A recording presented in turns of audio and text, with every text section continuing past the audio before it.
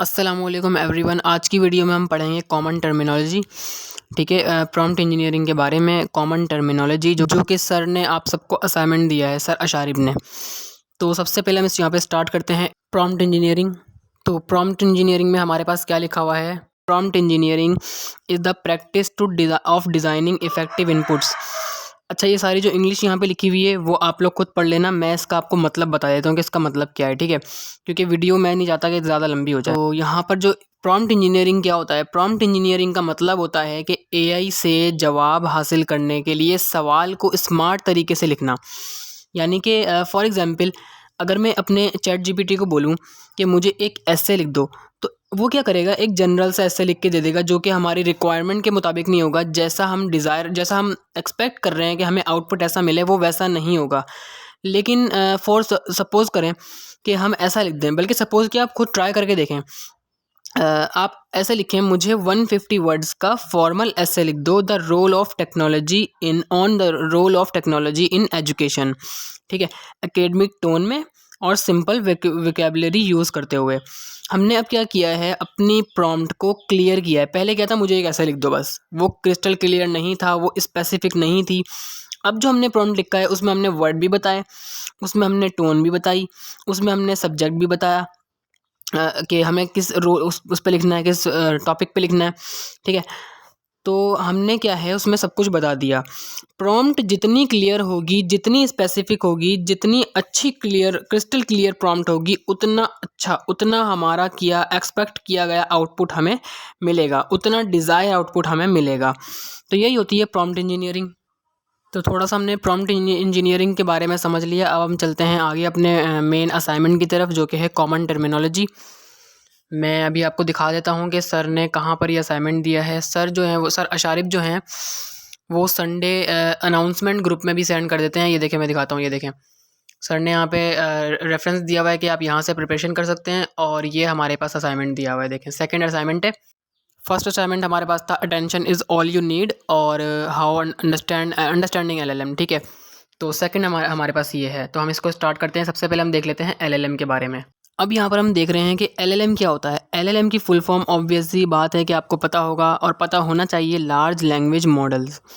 ठीक है, और लार्ज लैंग्वेज मॉडल क्या है जिससे हम बात कर रहे होते हैं, लाइक चैट जीपीटी, ईटीसी, इस टाइप के, जेमिनाई। तो एलएलएम एक ऐसा एआई सिस्टम है जो कि ट्रेन किया गया है टेक्स्ट को अंडरस्टैंड करे जैसे कि ह्यूमन करता है। ठीक है, और उस टेक्स्ट को जनरेट भी करे, यानी कि ह्यूमन जो सवाल कर रहा है उसका जवाब भी दे। तो ये एलएलएम करता है। They work as prediction engine. Prediction engine क्या होता है? प्रिडिक्शन इंजन यानी कि एक वर्ड के बाद वो अंदाज़ा लगाता है कि इस वर्ड के बाद कौन सा वर्ड आना चाहिए। इसको हम एक डायग्राम से समझते हैं। ठीक है, तो चलते हैं डायग्राम की स्क्रीन पे। देखिए, यहाँ पे हमने एलएलएम से एक क्वेश्चन किया है। अब एलएलएम के पास उस क्वेश्चन में जो वर्ड है उसके बाद 3 से 4 वर्ड उसके दिमाग में आ रहे हैं, जैसे हमारे पास आते हैं। ठीक है, अब वो उसमें से हाई प्रोबेबिलिटी वाला जो वो होगा, हाई प्रोबेबिलिटी इसमें ये होता है कि टॉप पी, टॉप के और टेम्परेचर ATC हम सेट करते हैं। इसको आगे हम इंशाल्लाह ताला पढ़ेंगे। तो टॉप पी यानी कि प्रोबेबिलिटी, परसेंटेज, जो हाई प्रोबेबिलिटी वाला होगा, जो एआई को लग रहा होगा कि हाँ, इस वर्ड के बाद ये वर्ड ज़्यादा बेटर है, ज़्यादा प्रोबेबिलिटी है इसकी, तो उस वर्ड को वो सिलेक्ट करेगा अपने पास। और ये जो आइट्रेट है, ये जब तक चलता रहता है, लूप जब तक चलता रहता है जब तक हमारा आंसर कंप्लीट ना हो जाए, यानी कि जो एलएलएम का आउटपुट है वो कंप्लीट ना हो जाए, जब तक इस तरह से ये चलता रहता है। फॉर एग्ज़ाम्पल, एक स्टूडेंट है जिसका नाम है हम्माद। ठीक है, उसने क्या किया, हज़ारों किताबें पढ़ी, इंग्लिश पढ़ी, उर्दू पढ़ी, सिंधी पढ़ी, साइंस पढ़ी, हिस्ट्री पढ़ी, मैथ पढ़ी, सब कुछ किताबें उसने पढ़ी। अब जब उससे कोई सवाल करता है, कोई किसी उसकी नॉलेज से के रिलेटेड सवाल करता है, तो वो क्या करता है कि अपनी मेमोरी से अंदाज़ा लगाता है कि इसके बाद क्या वर्ड आएगा। एलएलएम भी यूज़ करता है, एलएलएम भी इसको अपनाता है। ये अंदाज़ा लगाता है यूज़र के इनपुट के बाद सबसे ज़्यादा मुनासिब लाइकली नेक्स्ट वर्ड या टोकन क्या होगा। ठीक है, वर्ड या टोकन सेम ही है। ठीक है, टोकन जो है वो वर्ड ही कहलाता है। फॉर एग्जाम्पल, यूज़र लिखता है कराची इज़ आ। ठीक है, तो मॉडल सोचता है नेक्स्ट वर्ड क्या होगा। अब वो सोचता है सिटी होगा, ब्यूटीफुल होगा, बिजी प्लेस होगा, जो सबसे ज़्यादा फिट लगेगा ना उसको, जिसकी प्रिडिक्शन वो उसकी प्रिडिक्शन करता है। यानी कि city, Karachi is a city, Karachi is a beautiful, Karachi is a busy place. अब एलएलएम देखेगा किसकी प्रोबेबिलिटी ज़्यादा है, तो जिसकी प्रोबेबिलिटी ज़्यादा होगी, जो सूट कर रहा होगा हमारे कराची इज़ आ के बाद, तो वो वर्ड यहाँ पर यूज़ हो जाएगा। तो एलएलएम इसको कर देगा कराची इज़ अ सिटी। यानी एलएलएम का कोर प्रोसेस है नेक्स्ट टोकन प्रिडिक्शन। अब हम पढ़ते हैं टोकन के बारे में। टोकन का आप समझो कि एक वर्ड, ठीक है, जब भी टोकन का वर्ड यूज़ हो कहीं भी, तो आपने समझना है कि एक वर्ड, ठीक है। टोकन क्या है? टेक्स्ट, मतलब जो टेक्स्ट के सारे पीसीज होते हैं छोटे छोटे से, ठीक है, वो टोकन कहलाते हैं। और इसमें क्या होता है कि एआई जो है वो डायरेक्ट वर्ड में नहीं बल्कि टोकन में तोड़कर प्रोसेस करता है। अच्छा, वो हम नीचे समझते हैं इसको। फॉर एग्जाम्पल आप सोचो कि आप एक पज़ल बना रहे हो, ठीक है, तो हर पज़ल में क्या होता है, बहुत सारे पीसेज होते हैं हमारे पास, तो वो बहुत सारे पीसेज जो है ना, उसको आप सपोज करो टोकन, ठीक है। अब पज़ल क्या है? पज़ल का हर पीस आपस में मिलकर क्या बनाता है? पिक्चर बनाता है, कंप्लीट पिक्चर, पूरी पिक्चर बनाता है। तो उस पर्सपेक्टिव से सोचो कि टोकन क्या करेगा। हर पीस जो है वो टोकन है ना, तो टोकन भी मिलकर आपस में क्या बनाएंगे? Complete sentence, simple. तो यही होता है टोकन के, एक एक टोकन मिलकर क्या करते हैं? एक पूरा सेंटेंस बनाते हैं, एक आइट्रेशन चलती है, ठीक है। जो भी हाई प्रोबेबिलिटी वाले वर्ड्स होते हैं वो आपस में मिलकर क्या करते हैं? एक पूरा सेंटेंस बनाते हैं और हमारा आउटपुट हमें ला करके देते हैं। तो अब हम समझने वाले हैं, हम अंडरस्टैंड करेंगे कॉन्टेक्स्ट विंडो को, कि कॉन्टेक्स्ट विंडो क्या होती है, ठीक है।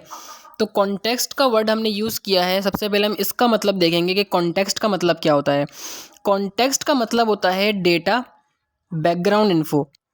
अभी जो हम बातें कर रहे हैं, इससे पहले वाली जो हमने बातें की हैं आपस में, वो कॉन्टेक्स्ट होगा, ठीक है, वो हमारी बैकग्राउंड इन्फो होगी, जो एआई को समझने में हेल्प करती है कि आप किस टॉपिक पे बात कर रहे हो। फॉर एग्जांपल, आप कह रहे हो कि उसने कहा कि वो नहीं आएगा। अगर मैं पूछूं कि उसने कौन, तो मुझे पहले वाली बातें चाहिए होंगी ना, ताकि मैं समझ सकूं कि उसने कौन है, मतलब किसकी बात कर रहे हो आप।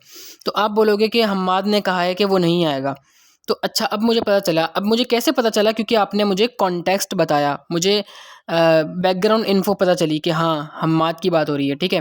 तो ये कॉन्टेक्स्ट होता है, बैकग्राउंड इन्फो। अच्छा, कॉन्टेक्स्ट का मतलब तो समझ में आ गया। अब रह गया विंडो। विंडो क्या होता है? विंडो ये होता है कि फॉर एग्जांपल आपकी स्क्रीन है, तो इसकी भी एक लेंथ है, एक विड्थ है, यानी कि इसकी एक बाउंड्री है, एक लिमिट है कि इससे बाहर नहीं आपको कुछ भी दिख रहा है। सो जो भी आपको स्क्रीन दिख रही है वो इतने ही बाउंड्री के अंदर दिख रही है, जो भी आपको अंदर दिख रहा है, जो भी टैब आपने खोला हुआ है, ठीक है। तो विंडो का मतलब सिंपल यही है कि एक छोटी जगह या फ्रेम जिसमें एआई सब कुछ देख सकता है। यानी कि अगर फ्रेम में 10 लाइन की जगह है, तो और आप 15 लाइन लिख दो, तो क्या होगा? 15 लाइन जब आप लिख दोगे, तो पहली जो 5 लाइन होंगी ना, वो फ्रेम से बाहर चले जाएंगी, एआई उनको भूल जाएगा। तो यही होता है कि यही होता है विंडो। एक अभी से हमने कॉन्टेक्स्ट का मतलब अलग समझा है, विंडो का मतलब अलग समझा है। अब हम कॉन्टेक्स्ट विंडो को आपस में जोड़ कर समझेंगे। एआई जो है वो एक कितने टाइम की वर्ड या टोकन की बातें याद रख सकता है, उसको कहते हैं कॉन्टेक्स्ट विंडो। ये लिमिट होती है, जैसे कि 8000 टोकन शॉर्ट मॉडल्स में होती है, 8000 टोकन। बड़े मॉडल्स में 32,000 टोकन। GPT-4 टर्बो जैसे में 128,000 टोकन, यानी कि 1,28,000 टोकन। इसके रियल वर्ल्ड एग्जाम्पल लेते हैं। सोचो आपके पास एक 10 पेज वाली नोटबुक है, ठीक है, और टीचर क्या कर रहा है? आपको 12 पेज का लेक्चर दे रहा है। हमारे पास तो 10 पेज हैं, लेकिन टीचर ने 12 पेज का हमें लेक्चर दिया है। अब आप लिखते जा रहे हो, नोटबुक जो है वो भर गई, यानी कि उसके 10 पेज जो है वो कंप्लीट हो गए। अब 11वां पेज लिखने के लिए आपको जो पहला और दूसरा पेज था वो मिटाना पड़ेगा। तो यही होता है एआई में भी, कि जब भी हम बात कर रहे होते हैं और एआई के टोकन्स जो है वो, हमारे एलएलएम के टोकन्स ख़त्म हो जाएं, तो जो हमारी पिछली कन्वर्सेशन होती है वो मिट जाती है, वो रिमूव हो जाती है, ठीक है। कि कॉन्टेक्स्ट विंडो भर जाने पर एलएलएम पहले टोकन्स यानी कि ओल्ड टोकन्स को ट्रंकेट करता है, ताकि नई रिसेंट बातें मेमोरी में रख सके। तो ये होता है कॉन्टेक्स्ट विंडो। अच्छा, हेलुसिनेशन का मतलब क्या होता है? हेलुसिनेशन पढ़ते हैं अब हम। हेलुसिनेशन का मतलब है कि एलएलएम का झूठ बोलना बिना इरादे के, यानी कि एलएलएम का इरादा नहीं है झूठ बोलने का, वो ये नहीं सोच रहा कि मैं झूठ बोलूँगा, लेकिन वो बोल रहा है झूठ। अच्छा, इसकी एग्जाम्पल लेते हैं। सोचो आपका एक दोस्त है, उससे आपने पूछा है कि माउंट एवरेस्ट किस कंट्री में है, तो वो कॉन्फिडेंटली जवाब दे रहा है चाइना में है, क्योंकि उससे लगता है चाइना में है। ठीक है, तो वो कॉन्फिडेंटली जवाब दे रहा है, उसको नहीं पता कि वो गलत बोल रहा है, लेकिन वो बोल रहा है चाइना में, हालांकि जो माउंट एवरेस्ट है वो नेपाल में है। ठीक है, तो उसने झूठ नहीं बोला, उसको लगता था कि वो सही कह रहा है। यही चीज़ जब एआई मॉडल करता है तो उसे कहते हैं हेल्यूसिनेशन। एआई से जब आप कोई बात पूछते हैं, जब आप उसको प्रॉम्प्ट देते हैं और उसको कॉन्टेक्स्ट नहीं देते और वो एग्जैक्ट आंसर नहीं ढूंढ पाता अपने ट्रेनिंग डेटा से, तो वो क्या करता है, वो गैस करता है। ठीक है, लेकिन ऐसे लिखता है जैसे वो 100% श्योर हो रिजल्ट। ठीक है, आंसर पढ़ने में लॉजिकल लगता है, ना बनाया। ठीक है, ऐसे ही होता है बस। तो इस प्रोसेस को हम कहते हैं हेल्यूसिनेशन, कि वो जवाब सही नहीं दे रहा लेकिन जवाब दे रहा है, लेकिन उसको लग रहा है कि वो सही दे रहा है। ठीक है, तो इसको कहते हैं hallucination. Prompt, for example prompt है यहाँ पे हमारे पास एक, who invent the light bulb. अब हेल्यूसिनेटेड आंसर जो एआई का है वो है, वो उसको नहीं पता कि किसने लाइट बल्ब वो किया है। ठीक है, वो क्या कर रहा है, हेल्यूसिनेट कर रहा है, जवाब दे रहा है, अपनी अपनी मर्जी के मुताबिक का जवाब दे रहा है, बना बनाया है सही। ठीक है, क्योंकि उसको नहीं पता, उसको नहीं मिला जवाब कहीं से भी, और ना आपने कॉन्टेक्स्ट दिया है उसको। तो उसने कहा Nikola Tesla invent the light bulb इन 1890, जो कि गलत है। जो करेक्ट आंसर इसका है वो है थॉमस एडिसन। ठीक है, हम बचपन से पढ़ते हुए आ रहे हैं कि जो लाइट बल्ब है वो किसने इन्वेंट किया, थॉमस एडिसन ने। ठीक है, एंड अदर अर्लियर। तो यहाँ पर भी क्या किया एलएलएम ने इतना कॉन्फिडेंटली जवाब दिया क्योंकि उसके पास मिक्स्ड या इनकम्प्लीट डेटा था, आपने कॉन्टेक्स्ट भी नहीं दिया था और उसको एक्सटर्नली भी पता नहीं चला, तो उसने क्या किया, हेल्यूसिनेट कर दिया। एजेंट क्या करता है, एजेंट सोच सकता है, यानी कि उसके पास दिमाग है, वो क्या है, एलएलएम। ठीक है, रीजनिंग कर सकता है, और उसके पास टूल्स होते हैं जो कि बाहर की डेटा को लेकर आ सकता है, उसको यूज़ कर सकता है। ठीक है, और उसके अलावा उसके पास मेमोरी होती है, याददाश्त होती है, जो कि हमने पढ़ा है कॉन्टेक्स्ट, यानी कि वो याद रखता है हमारी बातों को। वो प्लानिंग करता है, यानी कि फॉर एग्जांपल हम उससे कुछ पूछें तो वो, उससे क्लाइंट के बारे में पूछें तो क्लाइंट इन्फो कलेक्ट करो, डिज़ाइन ड्राफ्ट बनाओ, टेक्स्ट लिखो, होस्टिंग सेटअप करो, ETC। ठीक है, वो इसकी क्या करता है, प्लानिंग करता है। उसके बाद इंटरेक्शन, यानी कि API और सर्विसेज के साथ काम करना, वो सिर्फ ह्यूमन से नहीं बल्कि बाहर के सिस्टम से भी बात करता है, जैसे गूगल ड्राइव, क्लाउडनरी, गिटहब या डेटाबेस, ETC। इन सब से क्या करता है, वो इंटरेक्शन करता है। इन शॉर्ट, एजेंट एक ऐसा AI सिस्टम होता है जो सिर्फ जवाब नहीं देता बल्कि सोचता भी है, प्लान भी करता है, टूल भी यूज़ करता है और अपने गोल्स को अचीव भी करता है, बिल्कुल एक डिजिटल एम्प्लॉय की तरह। जैसे इंसान भी क्या करता है, सोचता भी है, ठीक है, एक्शन भी परफॉर्म करता है, प्लान भी करता है कि हम ये करेंगे, कल ये करेंगे, परसों ये करेंगे, तो वो भी इसी तरह हर काम अपना प्लानिंग से करता है। यही होता है एजेंट हमारे पास। ChatGPT अगर आपको सिर्फ एक्सप्लेन करता है तो वो LLM है, लेकिन अगर वो अब आपके लिए ईमेल्स लिखे, फाइल भेजे और वेबसाइट डिप्लॉय करे तो वो एक एजेंट बन गया। इसको कहते हैं एजेंट।